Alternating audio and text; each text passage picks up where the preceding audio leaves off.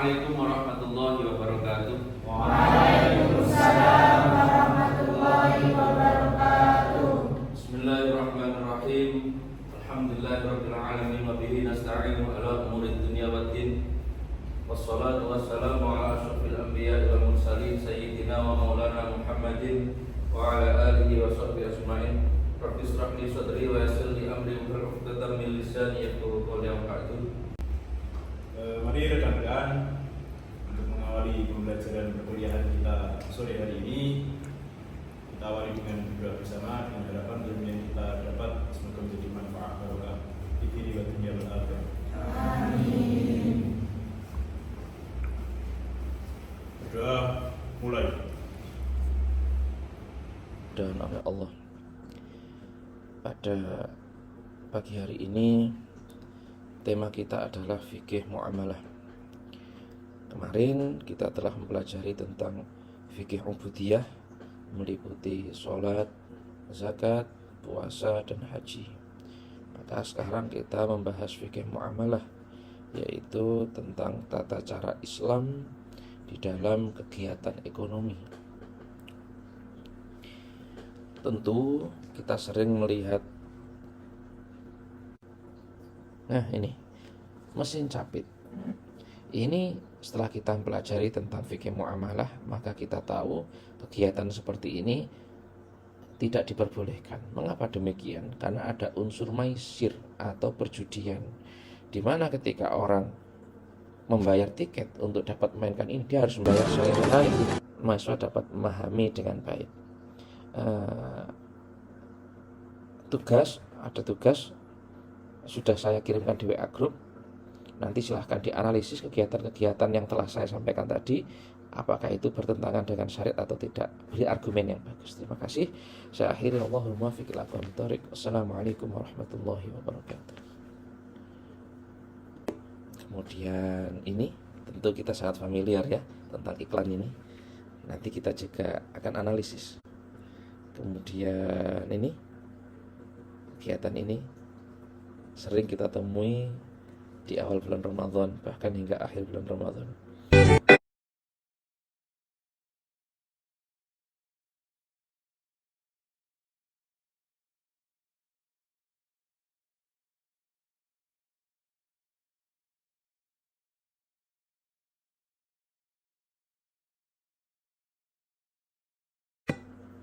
Kemudian ini tentu sesuatu hal yang sering kita lihat.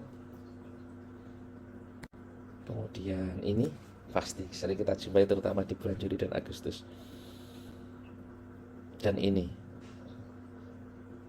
sering kita temui di iklan-iklan di media sosial. Setelah selesai materi nanti diharapkan kita dapat menganalisis kegiatan hal-hal tadi apakah sesuai dengan syariat atau bertentangan dengan syariat. Di dalam fikih muamalah, titik fokusnya lebih membahas kepada hal-hal yang dilarang, transaksi yang dilarang dalam Islam. Mengapa demikian? Karena namanya sebuah transaksi ekonomi akan selalu berkembang, mengikuti dengan perkembangan zaman. Sedangkan hal-hal yang dilarang itu terbatas pada itu saja, tidak berkembang larangan itu. Maka para ulama lebih menitik beratkan fokus pada pembahasan transaksi yang dilarang dalam Islam, karena itu sifatnya baku dan tidak berkembang. Maka para ulama memunculkan kaidah al-aslu fil muamalah al-ibahah hatta yadullat dalilu ala tahrimiha. Bahwasanya hukum asal dari transaksi ekonomi itu halal sampai ada dalil yang mengharamkannya. Oleh karena itu fokus kajian kita juga menitik beratkan pada hal-hal yang dilarang, transaksi-transaksi yang dilarang dalam Islam. Yang pertama, ada setidaknya 6 kegiatan yang dilarang dalam Islam.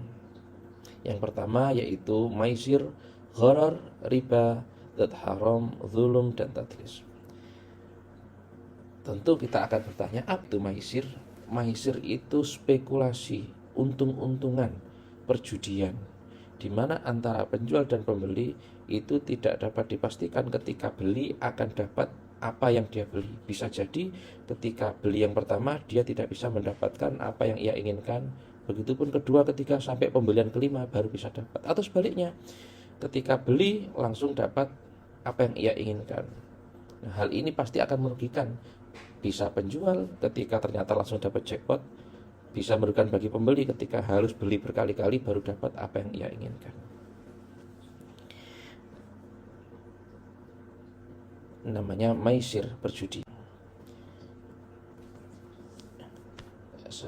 Contohnya yaitu jual beli misteri box atau kotak misteri. Sering kita jumpai di toko-toko online maupun offline.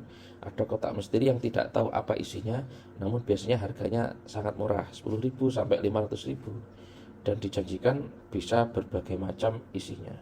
Ini namanya maisir, perjudian, karena untung-untungan. Bisa jadi ketika dibeli isinya ternyata lebih mahal dari harga belinya, atau bisa jadi sangat murah dari harga belinya, karena barangnya tidak spesifik apa yang ada di dalam kotak tersebut. Ini namanya perjudian. Selanjutnya ada gharar. Gharar yaitu sebuah transaksi di mana pembeli itu tidak mengetahui secara jelas berapa timbangannya, berapa takarannya, berapa kadarnya. Misalnya membeli secara tebasan. Di sawah ada padi yang siap panen, Pak, ini padi semua saya beli 10 juta, padahal tanpa ditimbang dahulu berapa kilo itu hasil panennya. Langsung dibeli, hanya dilihat beberapa titik, diambil, dilihat, terus ditaksir kira-kira semuanya nanti berapa. Ini gharar, dilarang oleh Rasulullah SAW. Atau ketika membeli buah yang masih dalam pohon, satu pohon saya belinya semua 500.000, itu juga tidak diperkenankan, karena Rasulullah bersabda, naha Rasulullah an bai'il gharar, bahwasanya Abu Hurairah menceritakan bahwasanya Rasul melarang jual beli dengan cara yang gharar. Selanjutnya riba. Riba itu artinya bertambah, maksudnya kegiatan yang terjadi dalam riba itu ada kalanya jual beli dan utang piutang. Nah, ini ada pertambahan di salah satu pihak, baik penjual atau pembeli atau peminjam harus mengembalikan harga yang lebih mahal. Nah, sedangkan dalam transaksi utang piutang, riba itu ada dua. Yang pertama riba qardh, yaitu transaksi utang piutang yang menguntungkan pemberi pinjaman. Misalnya, Mas, saya pinjam 100.000, nanti saya kembalikan 150.000. Atau dari pemberi pinjaman, ya saya pinjami 100.000 tapi kamu harus mengembalikan 120.000. Ini namanya riba qardh. Yang kedua yaitu riba jahiliyah, di mana ketika si peminjam itu tidak bisa mengembalikan uangnya dalam waktu yang telah disepakati, maka akan menimbulkan denda. Nah, ini menjadikan munculnya riba jahiliyah.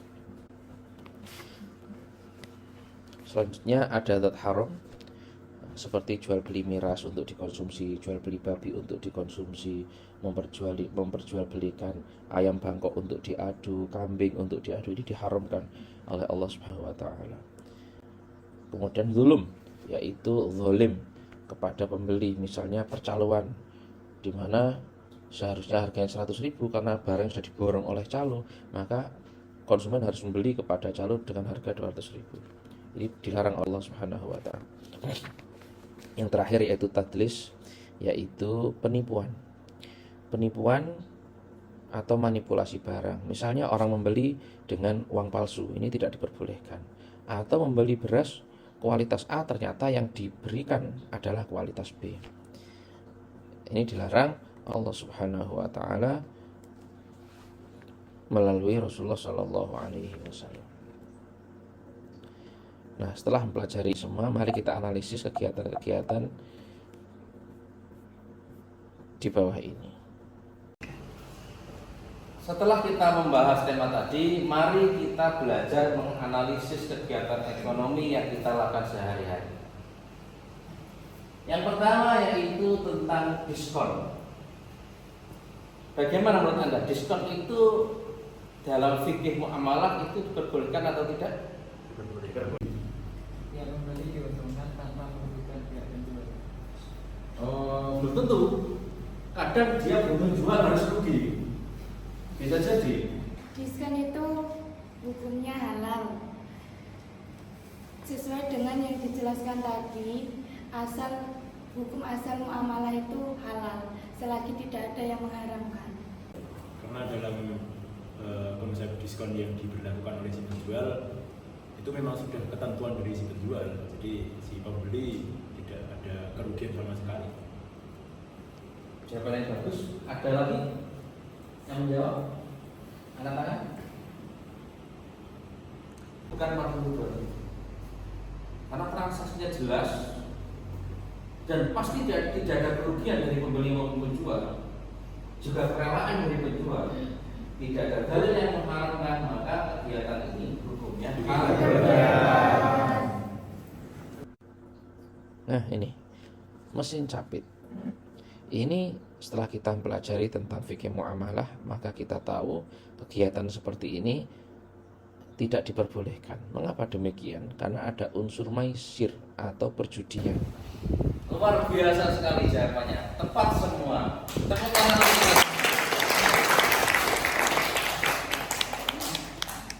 Untuk lanjutan evaluasi materi pagi hari ini, maka nanti saya harapkan Anda semua mengisi jawaban yang linknya telah saya kirim di WA group, okay? Nah, nanti dikerjakan. Mari kita akhiri dengan ucapan Alhamdulillahirabbil alamin. Mudah-mudahan semua yang kita pelajari memberikan kemanfaatan ilmu barakah fid dini wad dunya wal akhirah. Amin. Kita akhiri wabillahi taufiq wal hidayah, wallahul muwaffiq ila aqwamit thoriq. Assalamualaikum warahmatullahi wabarakatuh. Waalaikumsalam.